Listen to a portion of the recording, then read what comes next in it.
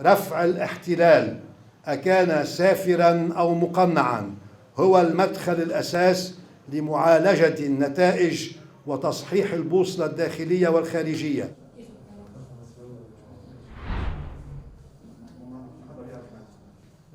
Le Conseil national pour la levée de l'occupation iranienne a débuté ses travaux lors d'une conférence de presse à Al-Shafieh, suivie d'un débat en ligne. Près de 200 personnalités font partie de l'Assemblée constituante, comme le député démissionnaire Marwan Ahmedi, les anciens députés Ahmad Fadfat, Faris Saïd, Mustafa Allouche, Mouaïn Merabé, Antoine Andraous, l'ancien ministre Hassan Mnaimi et plusieurs personnalités souverainistes du monde politique, académique et de la société civile. Avant la lecture du manifeste, Faris Saïd a souligné la nécessité de la levée de l'occupation iranienne comme priorité absolue pour résoudre la crise libanaise. أن الداخل اللبناني سلطة قابضة ومعارضات يعاني من تشتت الأولويات وتضاربها في أكثر الأحيان إلى درجة أن كل فريق أو مجموعة باتت أولوية الأولويات عنده المحافظة على الذات ولو على حساب المصير الوطني. توصلنا من خلال هذا التراكم وهذه المراكمة السياسية إلى قناعة ثابتة بأنه لا يمكن الخروج من هذه الأزمة الوطنية الكبرى يلي عم نعيشها إلا إذا تحررت الدولة في لبنان واستقالت هذه الدولة بلبنان وأصبحت الدولة في لبنان دولة حرة سيدة مستقلة محررة من القيود ومحررة من الاحتلال الإيراني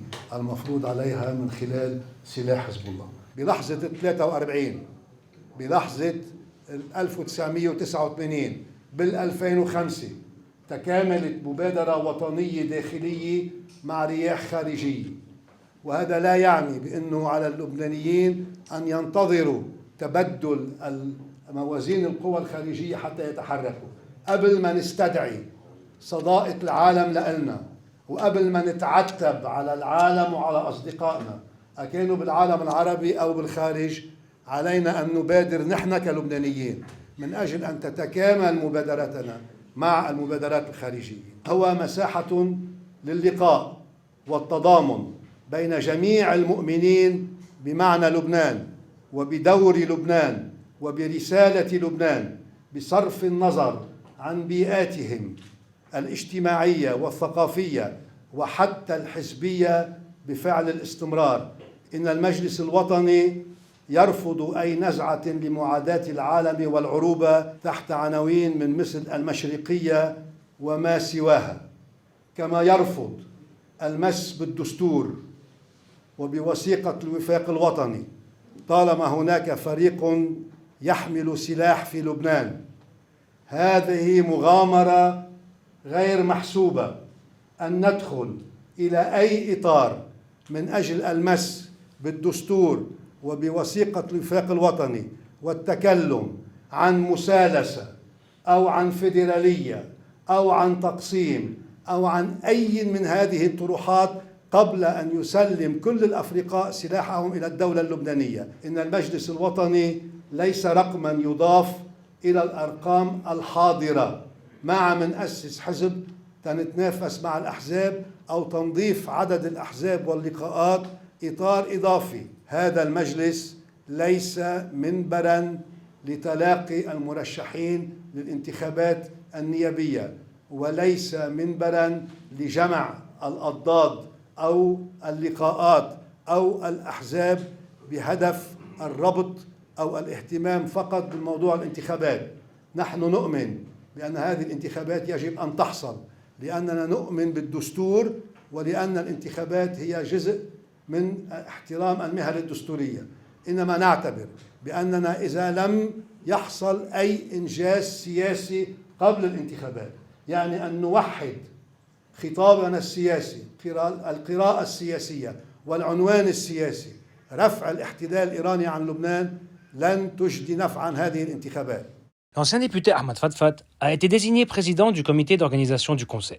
نحن جايين لنمد الإيد بشكل منفتح لنحاول فعلا نكون هذه الجبهة الوطنية العابرة للطوائف، العابرة للمناطق، القادرة على التعاطي مع الشأن الوطني بمفهوم وطني، اللي بتأكد على الثوابت الوطنية، اللي بتأكد على اتفاق الطائف اللي هو نهائية هذا الوطن وانتمائه العربي. المرض الأساسي المصاب فيها البلد هو للأسف مرض سرطاني، هو السلاح غير الشرعي، سلاح حزب الله وكل سلاح غير شرعي موجود على الأرض اللبنانية. لا نؤمن إلا بالدولة اللبنانية، بمؤسسات الدولة اللبنانية، بانتماء لبنان بالدستور، بالطائف، بالشرعية العربية وبالشرعيات الدولية. Suite à sa désignation, Ahmad Fatfat a mis l'accent sur la volonté du Conseil à s'ouvrir sur la communauté internationale une fois l'unité des rangs réalisée.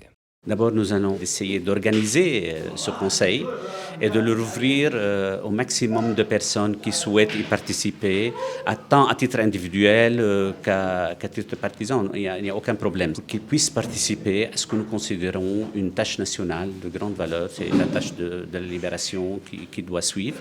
Et en même temps, quand nous parlons de libération, nous parlons aussi de l'ouverture vers les gens qui pensent autrement que nous pour le moment, de leur expliquer que leur place dans le Liban est garantie par la Constitution, par les accords de Taïf, par les institutions internationales. Dans la première phase, nous allons organiser nos problèmes intérieurs, avoir des contacts avec le maximum de Libanais sur le terrain libanais, de consolider notre position. Et ensuite, bien sûr, il est évident qu'il faut s'adresser à la communauté et arabe et internationale pour qu'on puisse avoir un soutien politique.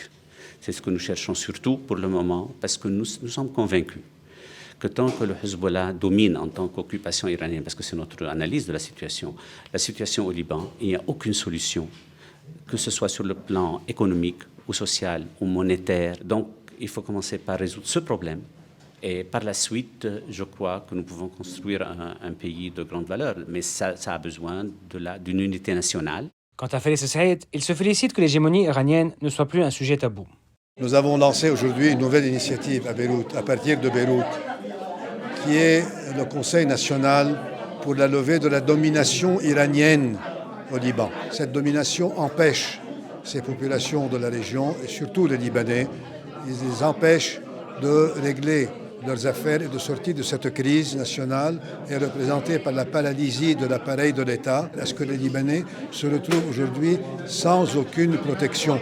Nous n'avons pas d'État libanais. La République libanaise s'est liquéfiée devant la domination iranienne.